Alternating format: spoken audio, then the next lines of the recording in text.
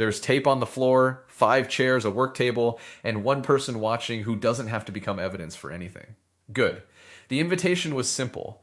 Bring one false beat, put it on its feet, and don't rescue it in discussion.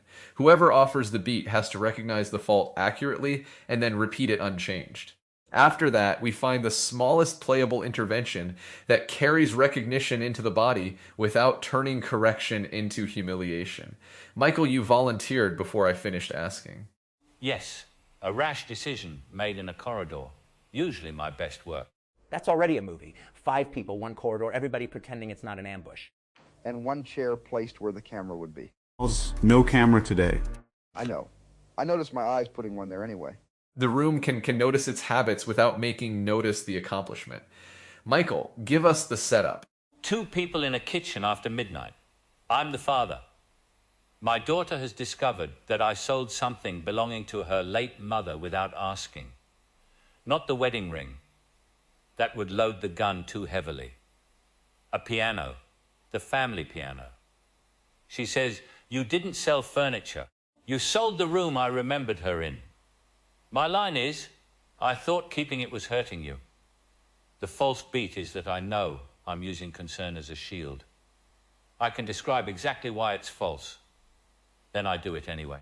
That line's dangerous because an actor can make it beautiful. You put a little break before hurting, look down, maybe touch the table, and suddenly the bastard gets acquitted by lighting. Precisely. I make the sentence tender. Tenderness becomes an escape tunnel. Who reads the daughter? I will, unless you need a particular resistance. No. Give me the line plainly.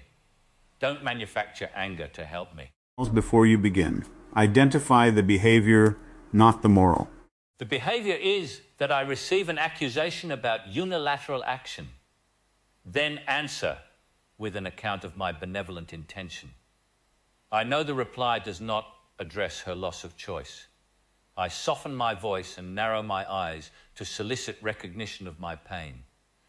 That shifts her from claimant to caretaker. I understand all of that before I speak. And the action you continue. I make her comfort me for what I did to her. Good. Observable enough. Put it on its feet. You didn't sell furniture. You sold the room I remembered her in. I thought keeping it was hurting you. Oh, that's infuriating. And very effective. What happened? I let the breath out before thought. I gave him fatigue rather than fear. My chin lowered, which offered remorse while the sentence itself avoided responsibility. I made hurting you intimate enough that the daughter would have to injure an apparently loving father in order to continue. It's coercion conducted through gentleness. Repeat it unchanged. Do you want the preceding line again? That question may already be an exit. Yes, it may. Cole, give me the line exactly as before. You didn't sell furniture. You sold the room I remembered her in. I thought keeping it was hurting you. Identical. Not mechanically identical. Worse than that. Alive in exactly the same wrong direction. I knew it sooner the second time. I felt the breath preparing the defense while Cole was still speaking. Then I watched myself do it. Where was the last moment at which the action could have changed? Not at the line. Earlier, when I felt the need to appear safe. Body location. Back of the tongue, oddly. Then throat. My lower ribs locked. So recognition currently routes where? Into commentary. I can give you a splendid account of the crime while my hands continue robbing the bank. That's the whole damn thing. Smart actors can build a penthouse inside the explanation. They know the note, agree with the note, give you a better note than the one you gave them, and then same music, same little sad breath, same tasteful hand on the table. Directors do it too. We call for another take and change the lens. Or give a 12-minute speech about danger, then ask for the same coverage. I wasn't excluding myself. I know. I'm including myself louder. Let's resist enlarging the intervention. Michael doesn't need more understanding. He needs a playable interruption before the outgoing action. Suggestions must be small enough that we can falsify them. Remove the line. Too big. Then we've rewritten the scene instead of changing the act. I mean temporarily. Let him answer without language. Discover what the defense is covering. Restore the line afterward. That may produce insight, but insight is already abundant. We need an inhibition that survives restoration. Quite. I could perform a marvelous silent realization and then put the old poison back into the words. Make him hold a plate. When she says the room I remembered her in, he has to put the plate down before he answers. Why that? Because right now the remorse is vapor. It floats around his face. Give his hands a stupid domestic job. He can't become Saint Regret if he's holding a plate with half a sandwich on it. You underestimate my ability to sanctify crockery. Then an ugly plate. The prop could become business. He might use putting it down as another tasteful signal of gravity. Yes. If the intervention is aesthetically congruent with the defense recruits it. That's annoyingly right. What action would contradict making her caretake him without prescribing an emotion? Keep visual attention on the consequence rather than checking whether the defense worked. Meaning Cole's face. Possibly, but look at her is broad and can become dominance, appeal, or photographic sincerity. Your eyes moved down immediately after the accusation. That made your remorse available for inspection while preventing you from accepted the frame. The hidden behavior is a check. You look away, present pain, then return briefly to sample her response. Did I? Both times. After I thought you looked at Cole for less than a second. Not contact, measurement. I felt that. The sentence wasn't asking me to understand. It was checking whether I had begun to yield. Then perhaps I keep my eyes on him throughout. That could intensify the demand. I'd test something narrower, no checking. Your gaze may land anywhere, but once the line begins, you do not sample Cole's reaction until the sentence is finished. That's nearly invisible. The intervention is for the actor's motor sequence, not the audience's comprehension. I like invisible, but I don't know if it reaches the throat lock. He can do the entire tender tunnel staring at a refrigerator. With distinction. Test it. Same line. Michael, no checking for effect until you've finished speaking. Nothing else changes deliberately. You didn't sell furniture. You sold the room I remembered her in. I thought keeping it was hurting you. Different, but he found another tunnel. He aimed the whole sentence at the sink. Yes.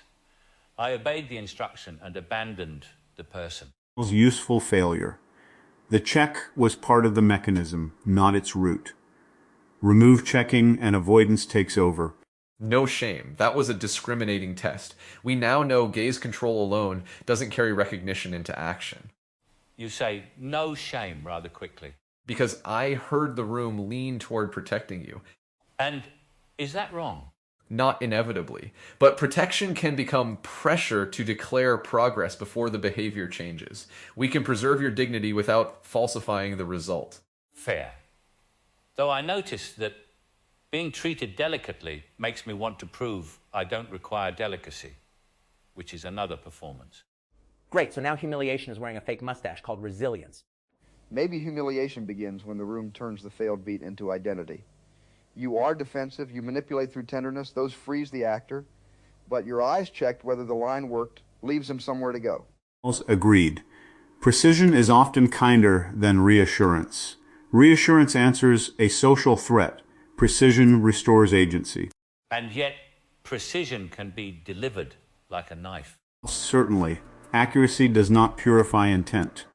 What did the accusation threaten, Michael? Not in the character's biography. In the playable instant. It threatened my right to remain the good father while admitting the act. Can the smallest intervention subtract remain the good father before the line? You can't play a subtraction. No, but you can play losing a job. What job? Making the kitchen safe. That's what I'm doing. I'm not merely defending goodness. I'm regulating the room. Coal gives me rupture, and I lower the temperature. The voice says, we shall have pain, but civilized pain. At a volume I can survive. That's behaviorally cleaner. Your recognition cue is the impulse to regulate his intensity. So don't regulate it. Let his line leave the room as hot as it arrived. Again, not directly playable. Then don't exhale. He has to breathe. I mean, don't use the exhale to cool it. Cole finishes. Michael keeps the breath already in him for one beat, then speaks on whatever's left. No cleansing sigh. That targets the earliest observable handoff. It also has a clear release condition.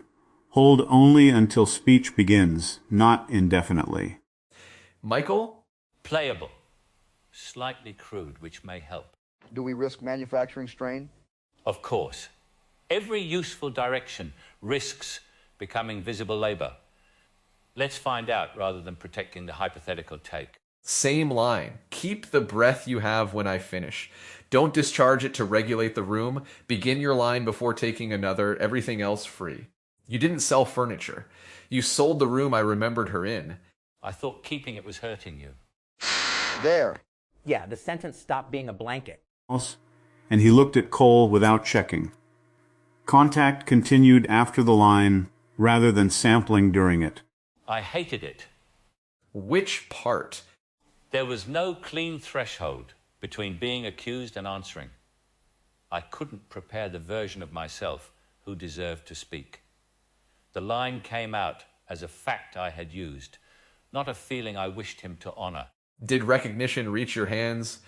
My hands stopped arranging themselves. I hadn't mentioned that, had I? In the first two passes, I placed one over the other, very neatly. This time they remained apart. Because the regulatory sequence was interrupted upstream. Breath, hands, voice, gaze, one coordinated package. Run it again before we fall in love with the note. Yes, a single altered take can be novelty. And if I anticipate the held breath, I may decorate that instead. Good. Repeat. Same intervention. No demand to preserve the result. You didn't sell furniture. You sold the room I remembered her in. I thought keeping it was hurting you. He decorated it. I did. You made the caught breath signify guilt. A tiny masterpiece of visible discomfort. The intervention became content. Once you knew the room approved of the rupture, you displayed rupture. This is the stubborn moment. We found a mechanism that worked once and became absorbable on repetition. Don't widen into judgment. What changed between the successful pass and the decorated pass? The first time, the breath instruction deprived me of preparation. The second time, preparation moved earlier. I prepared to be deprived. That is so accurate, it ought to be printed on the union card. It's also directing. The first unexpected obstacle reveals behavior. The second becomes choreography. Then the stable intervention cannot be a fixed external form. It needs a live detection condition tied to the actual regulatory impulse. Which means Michael must catch the moment he starts making the room safer and do one incompatible action. Not punish himself, not announce the catch. What is incompatible with regulating Cole? Allowing his accusation to change my next action before I answer it. That's philosophy. Give me shoes. Take one step back. That could read as retreat or threat. Not if the purpose is to return space I've occupied. Purpose won't constrain the signal. Also, the false beat isn't primarily spatial control. It's emotional role assignment. What role are you assigning me? Reasonable daughter. Grieving, yes, but reasonable enough to see I meant well. What would let me remain unreasonable for one line? Not completing the sentence. Now we're cooking. Where do you stop? I thought. Then I let him have the room again. But the text must remain eventually. Eventually, yes. I'm not deleting it. I'm revoking my entitlement to uninterrupted delivery.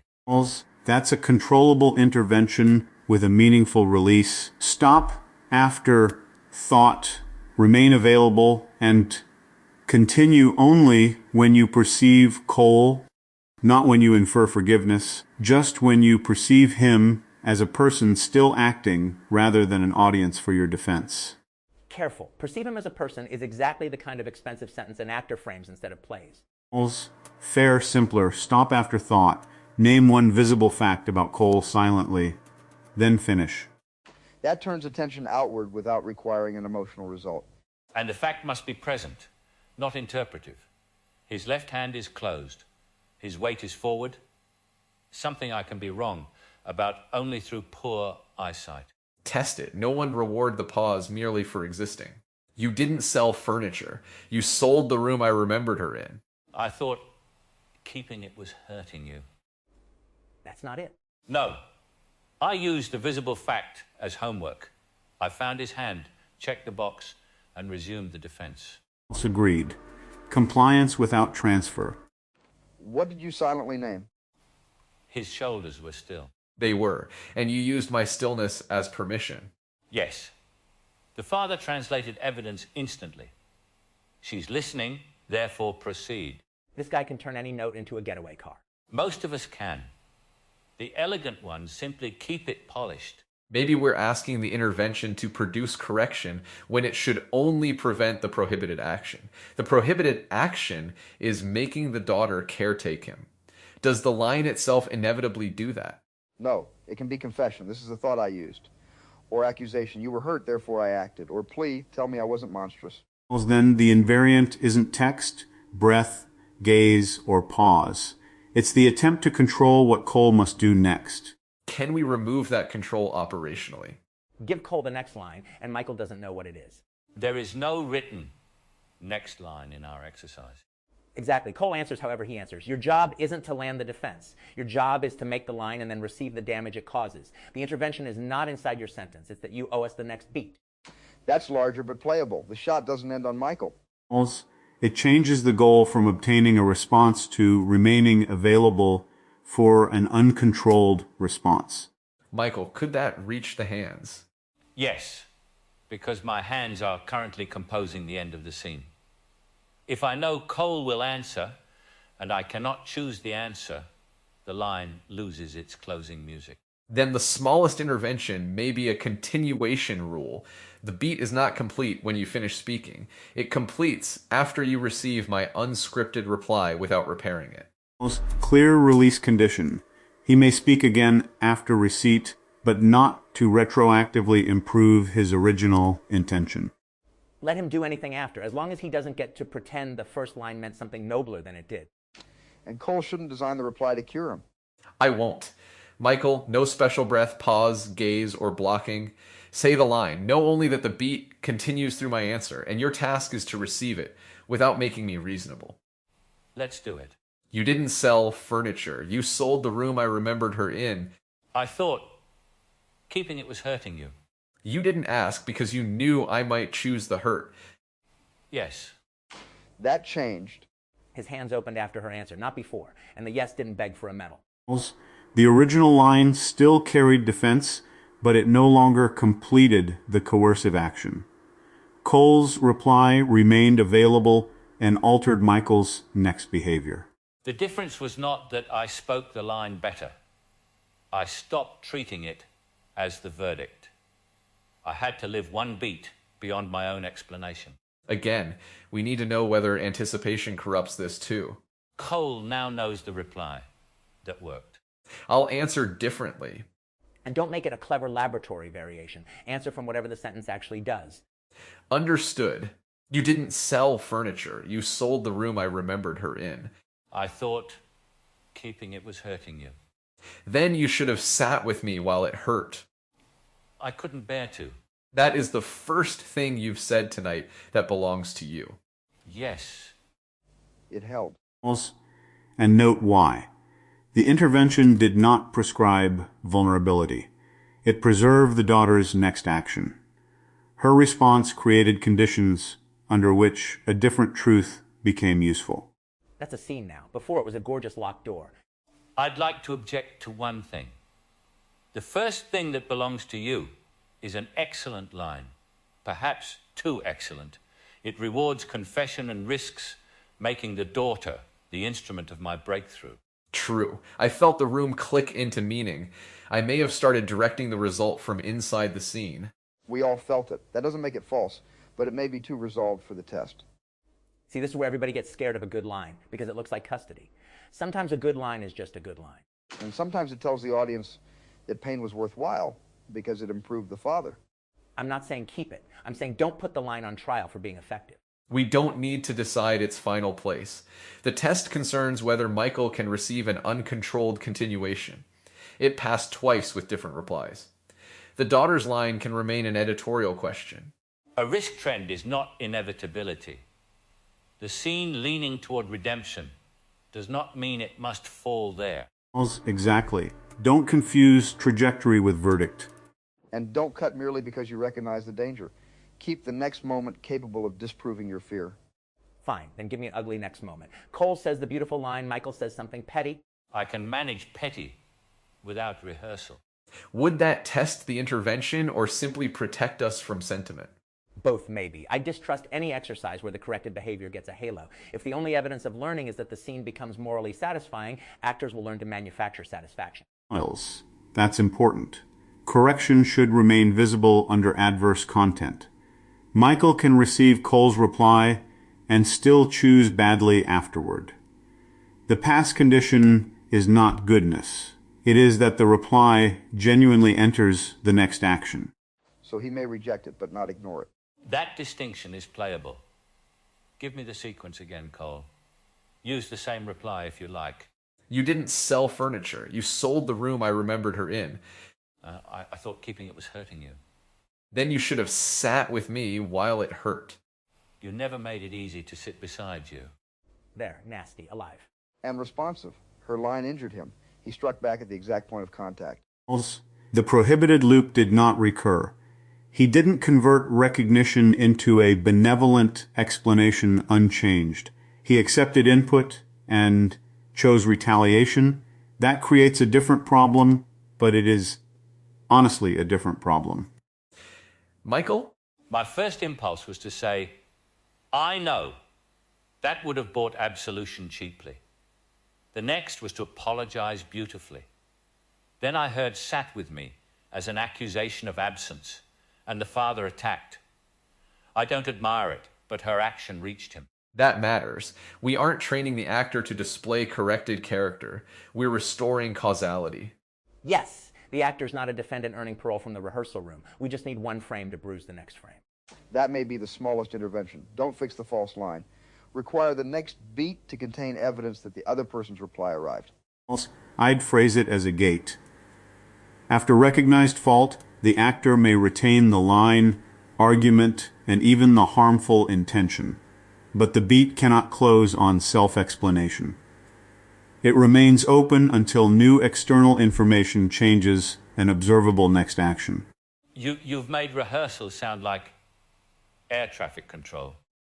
Only because actors also crash while insisting they had the correct map. Fair enough. I want to try it as a director, because otherwise Michael does all the bleeding and we leave with a theory. Bring a stubborn moment. All right. Actor crosses a diner, puts money on the counter, says that's for the coffee, and leaves. I know I've staged it false because I want the exit to feel definitive. I keep telling the actor not to announce the exit, then I give him a track, a door slam, and 3 extras who all look up. I recognize that the whole machine announces it. Then I repeat the setup unchanged because I love the shot. Accurate diagnosis. Painfully, my explanation is that the form can know more than the character, which is true. But I'm using that truth to keep my favorite move available. What new external information are you excluding? The actor keeps pausing half a second after he puts down the money. He says the character wants the waitress to stop him. I tell him that's sentimental. Then I build a giant cinematic exclamation point around my version. Can we put it on its feet without inventing a whole production? Use the tape line as the counter and that chair as the door. I'll be the actor. Cole can be the waitress without dialogue. Good. Stephen crosses, puts this washer on the table as money, says the line, exits past the chair. Cole looks up when the washer lands. Stephen, no pause. I want the sentence and the exit welded together. And I want to pause. You want the possibility of being stopped. I know that. I'm rejecting it. All right. Go. That's for the coffee. And cut. False. Looks great. Totally dead. Explain the fault behaviorally. I pre-decided that departure is the only active verb. Stephen's hand released the washer, but his attention stayed with Cole for a fraction. I treated that as contamination rather than information. Then I used pace and staging to prevent the actor's perception from altering the exit. Repeat unchanged. Same thing. Stephen, don't indulge the glance. Go. That's for the coffee. Cut. Same. I saw the exact fault while giving the direction and protected it anyway. Because the shot is your benevolent intention. Oh, hell. Yes, I'm making the actor caretake the shot. And perhaps the director. Don't get mahogany on me. I mean it literally. If I pause, I force you to confront that your plan may not contain the scene, so I protect you by leaving beautifully. That's worse. Also right. Apply the same gate. The shot cannot close on Quentin's explanation of departure. It remains open until Stephen's perceived information changes the next action. Quentin, you don't have to keep the change. You do have to receive it before choosing. Stephen, put the money down, say the line, and if Cole does anything that reaches you, let it alter one observable thing. You still leave. I'm keeping that. Good. Go. That's for the coffee. Your change is on the counter. Keep it. Cut. Damn it, that's better. He still left. Yeah, but the exit got wounded. Keep it wasn't generosity anymore. It was him refusing the last thread. The departure remained, but it had to answer the room. And your preferred action survived contact rather than avoiding contact. That is materially different from surrendering authority. The intervention didn't force Quentin to accept my pause as correct. It forced the construction to admit that the pause existed. Which protects against humiliation on both sides. The actor is not told his impulse proves superior truth. The director is not required to abandon the shot as penance. Information enters action. Authority remains accountable. I want one more, and this time I reserve the right to hate it. That right was never frozen. Cole, don't give him a line. Just react. Stephen, same instruction. That's for the coffee. Cut. I hate it. Why? Because Stephen slowed when Cole's hand moved, but nothing came of it. The alteration read like actorly sensitivity, a little gold star saying he was present. It didn't create consequence. Then the past condition needs refinement. Observable difference alone is insufficient.